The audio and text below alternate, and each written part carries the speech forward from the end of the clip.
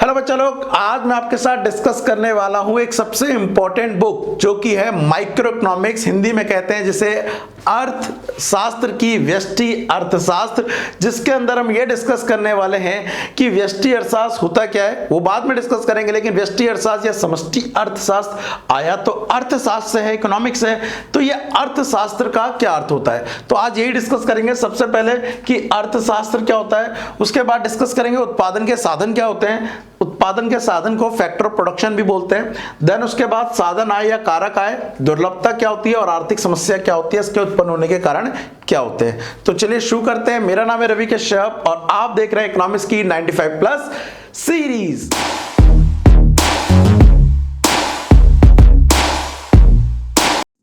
तो बच्चा लोग, जैसा कि आज का टॉपिक है, सबसे पहले तो हम ये समझेंगे कि अर्थशास्त्र क्या है और ये इसकी उत्पत्ति कैसे हुई। देखिए, आपकी जो बुक है, चाहे वो माइक्रो इकोनॉमिक्स हो, मैक्रो इकोनॉमिक्स हो, या किसी भी टाइप की इकोनॉमिक्स हो, तो पहली बार इसका टर्म किसने यूज किया है? इंग्लिश में इसको इकोनॉमिक्स कहते हैं, हिंदी में इसको अर्थशास्त्र बोलते हैं। तो ये अर्थशास्त्र, अगर मैं आपसे पूछूं ये कहां से उत्पत्ति हुई, इस वर्ड को किसने पहले यूज किया, तो आपकी जानकारी के लिए बता दूं, सबसे पहले तो हम इसको बात करते हैं अर्थशास्त्र का मतलब क्या होता है। जैसा कि नाम से दिख रहा है, तो अगर इसको हम अलग करें तो अर्थ का मत एक होता है इसके अंदर वर्ड अर्थ, और एक है क्या इसके अंदर शास्त्र।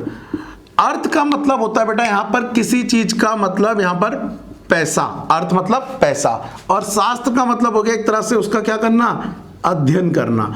तो इकोनॉमिक्स में हम किसका अध्ययन कर रहे हैं? पैसे का अध्ययन कर रहे हैं। इसी को इंग्लिश में क्या बोलते थे? इकोनॉमिक्स बोलते हैं। तो सबसे पहले इसके बारे में किसने लिखा था? तो यस, इंडिया के एक थे चाणक्य जी, जिन्होंने लगभग आज से 2300 साल पहले, ईयर अगो, इसके बारे में एक बुक लिख दी थी पूरी 2300 साल पहले। यस, इसका मतलब होता है बहुत पुरानी बुक है। बट उनकी जो अर्थशास्त्र थी, जिसे कौटिल्य के नाम से भी जाना जाता है, चाणक्य को चंद्रगुप्त के टाइम पे बनाई गई थी, उसको उतनी पहचान नहीं मिल पाई। अब पहचान क्यों नहीं मिल पाई? हुआ क्या, उन्होंने इस इकोनॉमिक्स के अंदर यह भी बता दिया कि राजा के वर्ग क्या है, यह भी बता दिया कि उन्हें अपने किंगडम को, अपने प्रजा को, अपने साम्राज्य को कैसे चलाना है। उन्होंने यह भी बता दिया कि इसमें टैक्स कैसे कलेक्ट करना है। तो उन्होंने, अगर मैं सिंपल वे में कहूं, तो इस अर्थशास्त्र के अंदर थोड़ी सी खिचड़ी पकाई, जिसकी वजह से उन्हें वर्ल्ड वाइज उतनी ज्यादा फेमस या कह लो पहचान नहीं मिल पाई, और इतना ज्यादा टेक्नोलॉजी नहीं थी, इतना ज्यादा अवेयरनेस नहीं थी। तो इसलिए इंडिया के पॉइंट ऑफ व्यू से बोलूं तो अर्थशास्त्र जी किसने बनाई? चाणक्य ने बनाई। तो याद रखना, अगर आपसे ये पूछे अर्थशास्त्र को सबसे पहली बार किसने लिखा था, तो आप बोलेंगे जी वो चाणक्य ने लिखा था। लेकिन क्योंकि उनको पहचान मिल नहीं पाई, समय बीतता गया, ये मैं 2300 साल पहले की बात करूं, पहले की, समय बीतता गया और टाइम ड्यूरेशन आता है 1776 का। इस बीच कई लोगों ने इकोनॉमिक्स को डिफाइन करने की कोशिश करी, लेकिन ज्यादा अच्छे से या ज्यादा पहचान के साथ जो किसी ने इसको डिफाइन किया, तो वो थे कौन? Adam Smith. एडम स्मिथ इसके ऊपर प्रॉपर अपनी एक बुक लिखते हैं, ठीक है, और सिंपल वे में वो बताते भी हैं कि अपनी डेफिनेशन के अकॉर्डिंग कि अर्थशास्त्र जो है वो क्या है? धन का विज्ञान है, धन का विज्ञान है। अगर सिंपल वे में मैं बोलूं उनको, तो उनकी डेफिनेशन को, तो उन्होंने देखो क्या बोल दिया, अर्थशास्त्र धन का विज्ञान है। बात वही जो किसने बोली थी? चाणक्य ने बोली थी, और उसके ऊपर प्रॉपर उन्होंने 1776 में अपनी एक बुक भी लॉन्च करी। तो उनको ज्यादा पहचान मिली, और उसी पहचान की वजह से इनको हम फादर ऑफ इकोनॉमिक्स ही बोलते हैं, अर्थात जनक किसका? अर्थशास्त्र का जनक भी इन्हीं को बोला जाता है। अर्थशास्त्र के जनक कौन है जी? एडम स्मिथ बोला जाता है, ठीक है। उसके बाद इसका बहुत सारा टाइम ड्यूरेशन आया, इकोनॉमिक्स आगे आती गई आती गई आती गई। अगर अभी तक आपने मोटा ये समझ लिया कि अर्थशास्त्र का मतलब होता है पैसे का अध्ययन करना, ठीक है, और चलती गई चलती गई चलती गई। लेकिन आज के टाइम में अगर आपको किसी को एक लाइन में यह बताना हो कि अर्थशास्त्र क्या है, तो मैं बताता हूं, अर्थशास्त्र का मतलब होता है एडजस्टमेंट करना।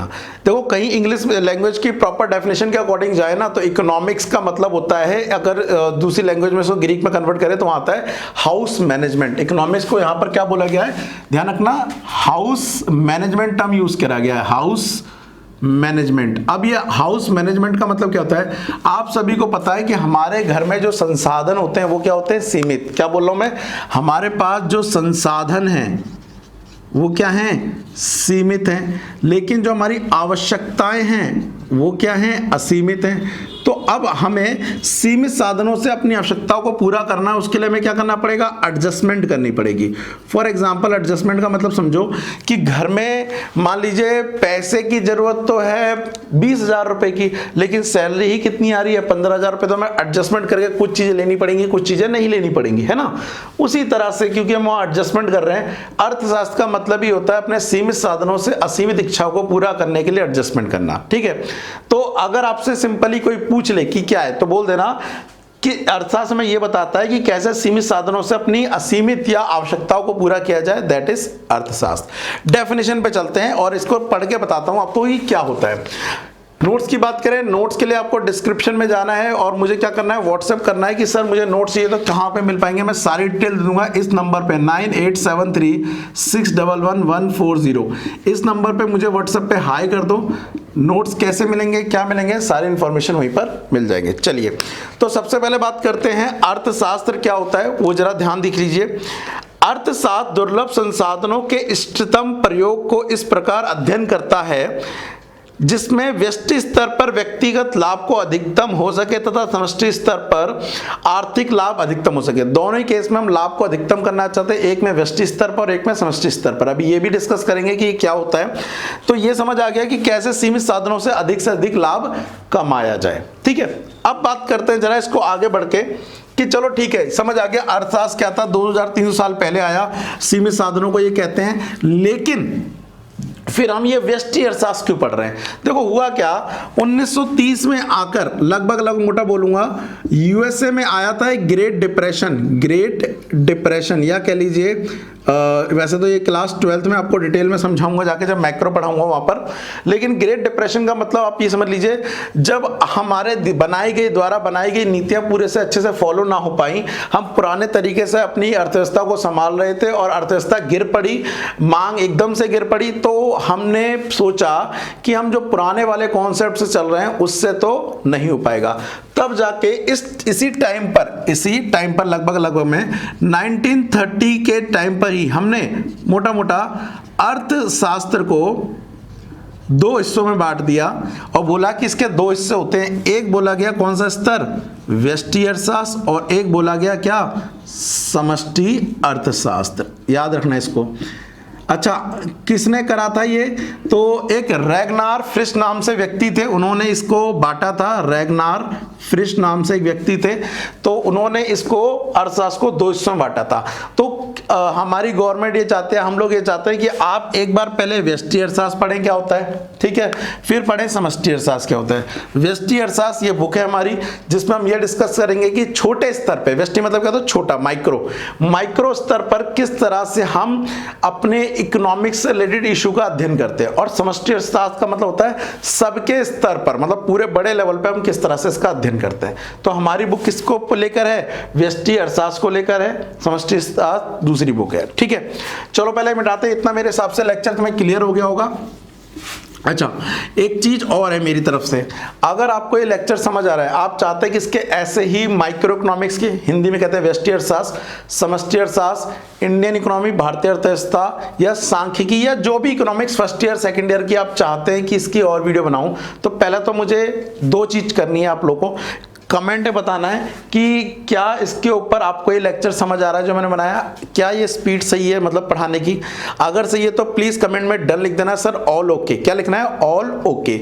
देन उसके बाद आपको इस वीडियो को अपने स्टेटस पे लगाना है। जस्ट क्यों, क्योंकि इंग्लिश मीडियम की वीडियो बनाने वाले आपके बहुत ही सारे यूट्यूबर होंगे, बहुत ज्यादा लोग बना रहे होंगे, बट हिंदी वालों के लिए मैंने स्पेशली चैनल बनाया है जिसमें केवल हिंदी मीडियम की वीडियो बनेगी।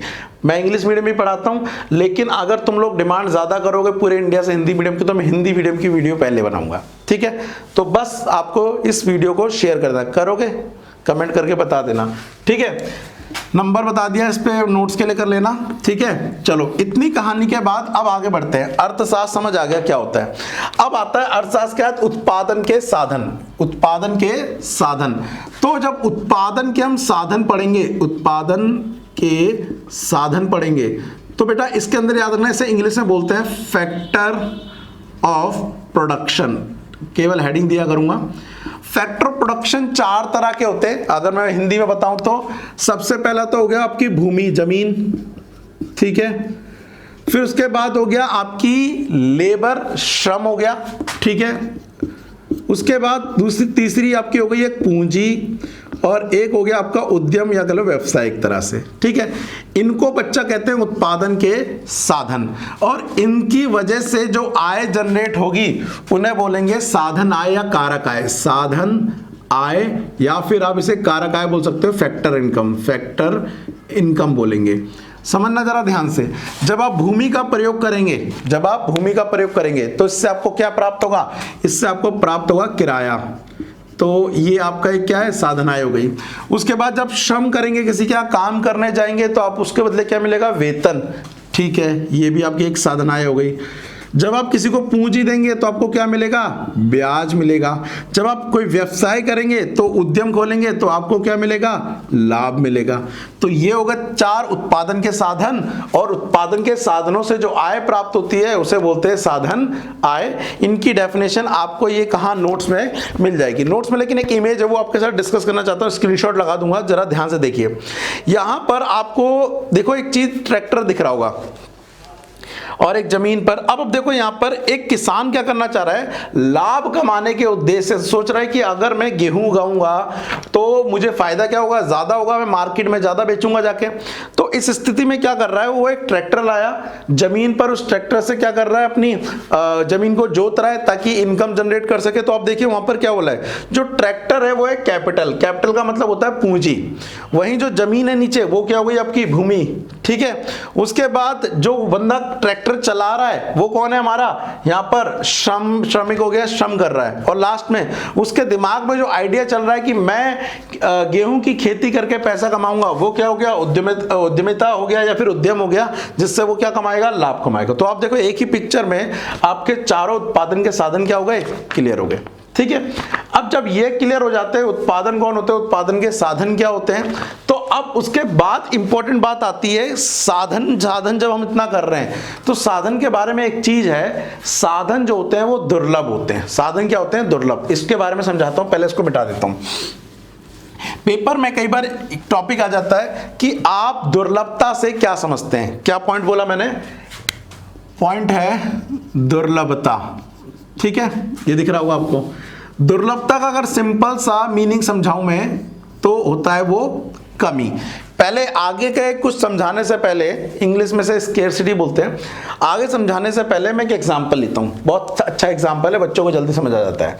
मान लीजिए एग्जांपल के लिए कि आपके घर में 2 दिन से इलेक्ट्रिसिटी नहीं आ रही है, लाइट नहीं आ रही है, जिसकी वजह से पानी नहीं आ रहा है ना, पानी नहीं आ रहा है, नल आसपास है नहीं, कहीं से दूर से भर के लाए, तो आपके पास मान लीजिए 3 बाल्टी पानी भरा हुआ रखा हुआ है। लेकिन 1 दिन बाद 2 दिन बाद आप देख रहे हैं कि वो पानी भी क्या हो गया, कम हो गया है। अब आपको पानी की आवश्यकता जितनी ज्यादा है ना, उतना पानी आपके पास है नहीं। क्या कह रहा हूं, आपके पास पानी की आवश्यकता जितनी ज्यादा उतना पानी है नहीं। तो उस स्थिति में आप क्या देख रहे हैं, आप देख रहे हैं कि आपके पास पानी की जो मांग है वो बहुत ज्यादा है, लेकिन पानी की जो पूर्ति है वो क्या है, कम है। तो जब ऐसी स्थिति कभी भी क्रिएट होगी तो मैं उसे बोल दूंगा कि आपके पास पानी की क्या है, दुर्लभता है। ध्यान रखना, तो पानी की दुर्लभता मतलब पानी की कमी है। तो दुर्लभता का मतलब हुआ एक ऐसी स्थिति जब किसी वस्तु की मांग उसकी पूर्ति से क्या होती है, अधिक होती है। क्या बोल रहा हूं, दुर्लभता, स्केर्सिटी एक ऐसी स्थिति होती है, एक ऐसी कंडीशन होती है जिसमें हमारी मांग हमारी पूर्ति कंपेयर में क्या होती है, ज्यादा होती है। डेफिनेशन आपको नोट्स में मिल जाएगी, मैंने बता दी, ठीक है। अब जब जब हमारे सामने दुर्लभता की समस्या उत्पन्न होती है तो एक नई समस्या खड़ी हो जाती है, वो है क्या, आर्थिक समस्या। आर्थिक समस्या। अब ये क्या है, आर्थिक समस्या का मतलब होता है चुनाव की समस्या।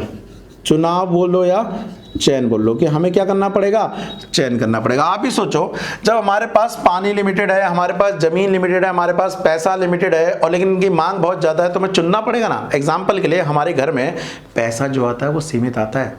अब हम ये सोचते हैं कि उस पैसे को कैसे खर्च करें, क्यों, क्योंकि लिमिटेड है।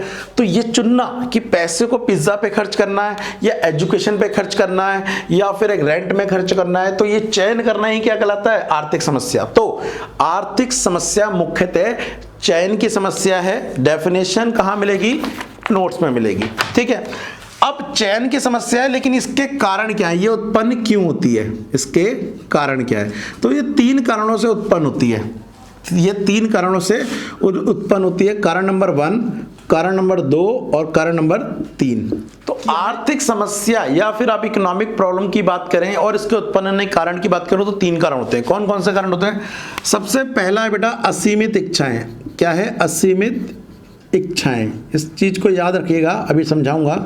दूसरा होता है सीमित साधन, सीमित साधन, अभी तीनों को एक्सप्लेन करूंगा।